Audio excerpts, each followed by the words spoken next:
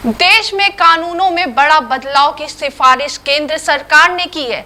संसद के मानसून सत्र के आखिरी दिन केंद्रीय गृह मंत्री अमित शाह ने सदन के सामने 3 बिल पेश किए हैं।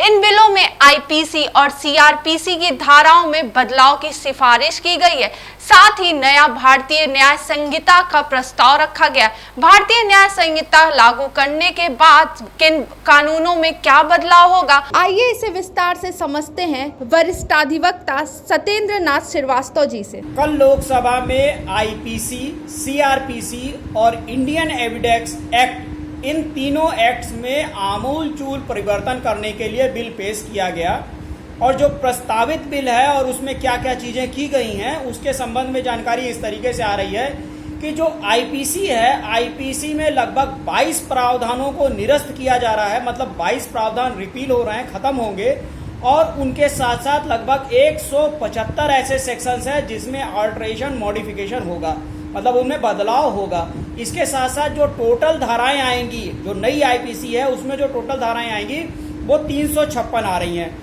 और पुरानी आईपीसी को जो हम बोलते थे या कोडिफाई करते थे तो लिखते थे कि भारतीय दंड संहिता 1860, अब नया नाम उसको दिया जा रहा है भारतीय न्याय संहिता 1923। इसी की तरीके से सीआरपीसी, जिसको कि क्रिमिनल प्रोसीजर कोड कहा गया है, इस क्रिमिनल प्रोसीजर कोड में 9 ऐसे सेक्शंस हैं जिनको रिपील किया जाएगा, जिनको समाप्त किया जाएगा।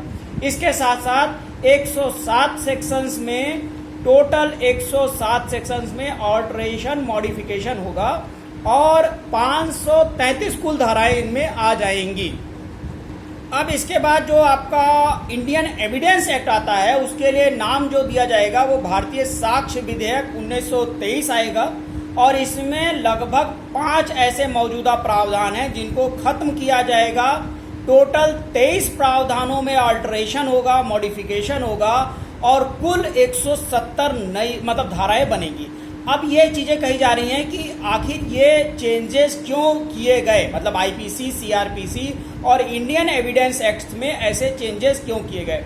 दरअसल इनका चेंज करने का कारण ये है कि इन सभी धारा मतलब इन सभी जो जस्टिस सिस्टम के लिए जरूरी हैं, इनमें सब में कॉलोनियल सिस्टम्स का जो है काफ़ी छाप आ रही है। कॉलोनियल सिस्टम डेट मीन्स कि अंग्रेजों के समय का।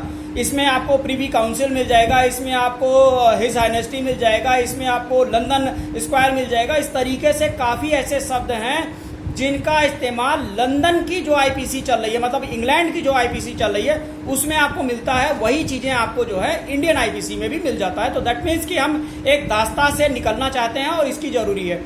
दूसरी चीज़ ये है कि इस समय ऐसे कुछ नए तरीके के अपराध जन्म ले रहे हैं जिसके संबंध में आपकी आईपीसी, सीआरपीसी और एविडेंस एक्ट, इनमें कहीं कोई उल्लेख किया नहीं गया। दैट मीन्स मॉब लिंचिंग कहीं आपको नहीं आइडेंटिफाई, जस्टिफाई किया गया है। इस तरीके के अपराध या आपके साथ डिजिटल क्राइम हो जा रहा है, तो इस तरीके का जो डिजिटल क्राइम है आपके साथ, इसके लिए आखिर कैसे इसको मीट आउट किया जाएगा, इसमें अपराध की श्रेणी किस तरीके से डिफाइन की जाएगी, अपराध के लिए जो क्वांटम ऑफ पनिशमेंट है उसको कैसे किया जाएगा, इसको अल्टीमेटली हम जो हैं इस तरीके से डिफाइन करने के लिए ये बहुत ही जरूरी था।